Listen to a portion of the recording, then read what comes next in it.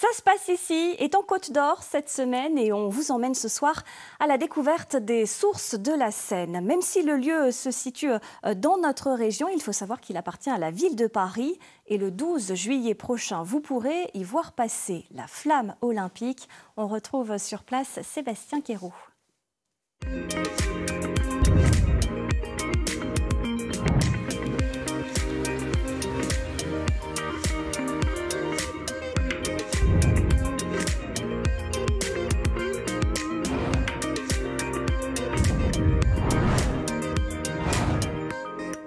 Cet été, avec les Jeux Olympiques, le monde entier aura les yeux rivés sur Paris, mais aussi, bien entendu, sur la Seine. La Seine qui prend sa source ici, en Côte d'Or, sur le plateau de Langres, dans un village de 60 habitants qui porte son nom. Bienvenue à Sources-Seine. Et ce qui est assez original en arrivant ici, c'est de constater que ces sources, bien que situées à 300 km de la capitale, appartiennent bel et bien à la ville de Paris. La flamme olympique passera d'ailleurs par Sources-Seine le 12 juillet prochain. Alors, comment expliquer cette enclave parisienne en Côte d'Or? C'est ce que nous allons tenter de savoir.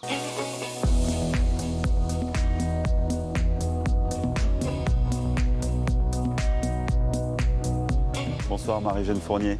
Bonsoir. On se trouve donc ici à l'endroit même où le fleuve de la Seine prend sa source. Comment sait-on qu'il s'agit d'ailleurs bel et bien de la Seine ? Eh bien, écoutez, il y a eu de nombreuses fouilles archéologiques, dont une au XIXe siècle, qui a permis de découvrir un vase qui était dédié justement à la déesse de la Seine, qui s'appelle Sequana. Et comme on le disait, ce domaine, il appartient depuis 160 ans maintenant à la ville de Paris. Comment vous expliquez cette particularité? Eh bien, c'est parce que la Seine arrose Paris, et Paris doit son antique prospérité à la Seine, à la source. Et c'est un site qui partage des points communs avec les grands parcs parisiens, comme le parc Monceau ou les Buttes de Chaumont, les Buttes de Chaumont, ben oui, tout à fait, puisque ça a été édifié au XIXe siècle et que c'était la mode un petit peu rococo pour les grottes, et puis de trouver un peu de verdure pour les Parisiens. Donc c'est un rappel historique. Et puis surtout, Sources-Seine n'a rien à envier à la ville de Paris, puisque le village peut se targuer d'avoir le tout premier pont qui enjambe la Seine. On le voit ici, c'est un tout petit pont. Un pont qui a été baptisé Paul Lamarche, c'est le nom de votre papa. Tout à fait. Votre papa qui était d'ailleurs le premier et le dernier gardien officiel des sources de la Seine. Tout à fait. Il a été nommé dans les années 55 gardien des sources de la Seine par la ville de Paris. Et à ce titre, on lui avait offert une casquette sur laquelle il y avait marqué Fluctuat nec mergitur. Son rôle, c'était surtout agent d'entretien, mais il aimait aussi faire le guide avec les touristes qui étaient déjà nombreux à l'époque. Vous habitez à nouveau aujourd'hui dans la maison familiale qui se situe à quelques mètres d'ici. Quelque part, vous vous considérez un petit peu comme la nouvelle gardienne des sources? Ah ben oui, on peut dire ça, tout à fait. J'aime bien faire le guide de temps en temps, à mon tour, et puis surtout renseigner les touristes, parce qu'on fait souvent office de tourisme finalement. Justement, il y a beaucoup de touristes qui se rendent ici. Ah oui, on a entre 25 et 28 000 d'après les dernières estimations. Et parmi eux, il y a aussi donc les druides qui sont fidèles et qui viennent à peu près 4 fois par an. Pour rendre hommage alors à Sequana? Tout à fait, c'est la déesse celte par excellence.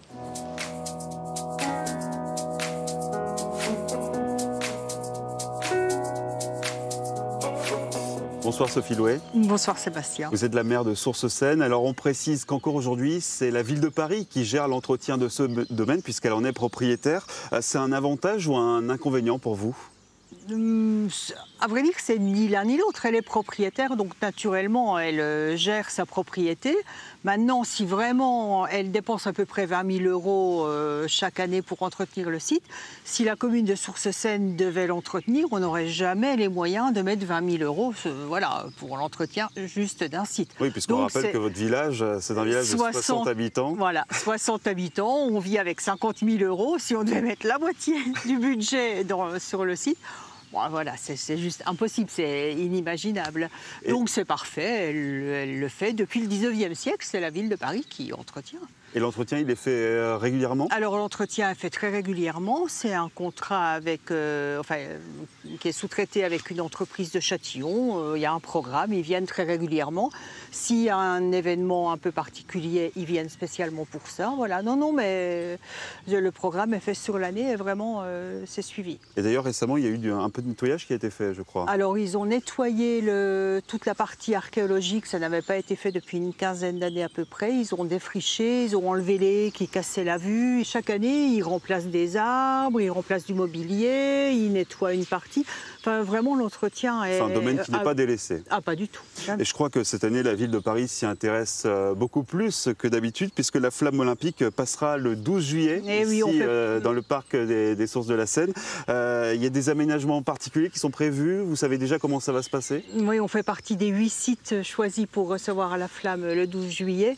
On y travaille sur la partie animation pure, donc c'est la commune en revanche qui y travaille. On va faire un petit village des sports de ce côté-là, derrière la grotte, avec des associations de foot, de tennis, de judo, j'en oublie, de BMX, de vélo. Tous les centres aérés de la communauté de communes de Forêt-Seine et Suzon vont faire une grande marche qui va converger sur le site. Il y aura 2 expositions en plus d'un photographe et de la ville de Paris. Enfin bon voilà, on a un petit programme comme ça qui commence à bien se construire. Et la flamme, elle passera par où? La flamme, elle passera, elle suivra l'allée qui contourne la partie 19e du site. Voilà, ça va être très rapide.